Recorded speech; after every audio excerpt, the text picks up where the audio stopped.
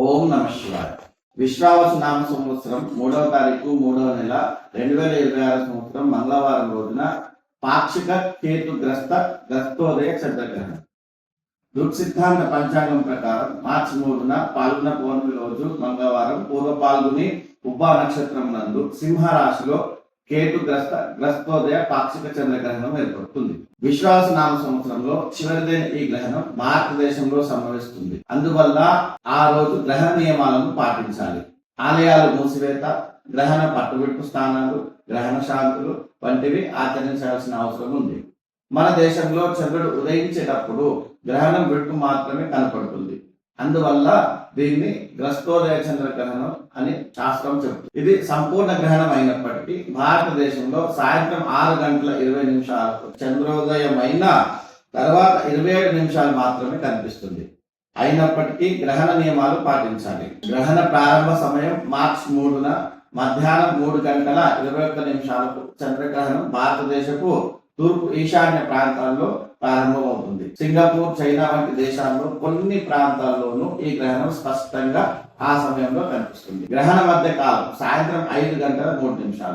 గ్రహణ మధ్య సంపూర్ణ కాలం సాయంత్రం 5:32. గ్రహణ మోక్ష కాలం సాయంత్రం 6:48. మొత్తంగా ఈ గ్రహణం పూర్తి సమయము 3:27.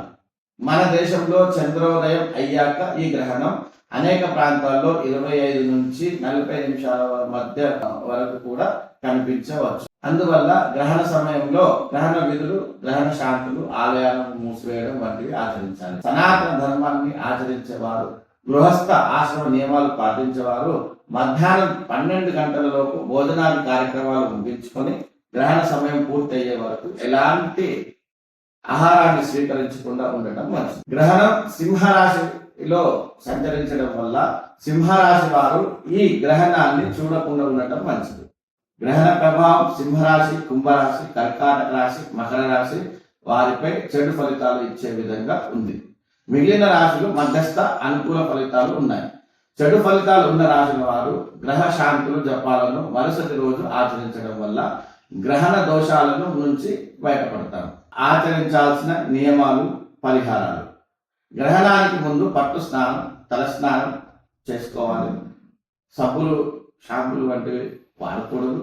గ్రహణం తర్వాత వెడుపు స్నానం ఆచరించాలి.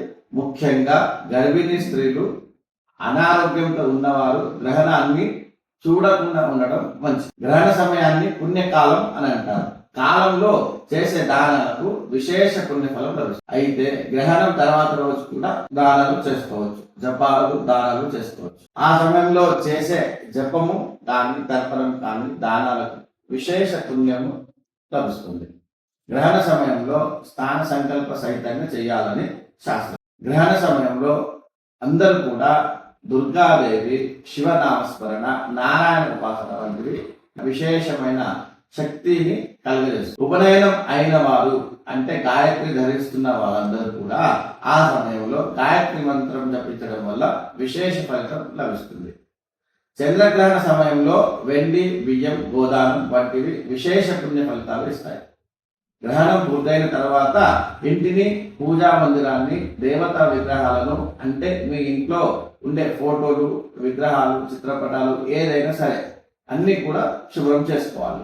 ఏదైనా నిల్వ ఉండే ఆహార పదార్థాలు, కూరగాయ వంటి వాటిపైన బియ్యము అట్లాంటివి దాంట్లో కూడా దర్పణ ఉంచడం అన్నిటికంటే ఉత్తమం. నమస్కారం.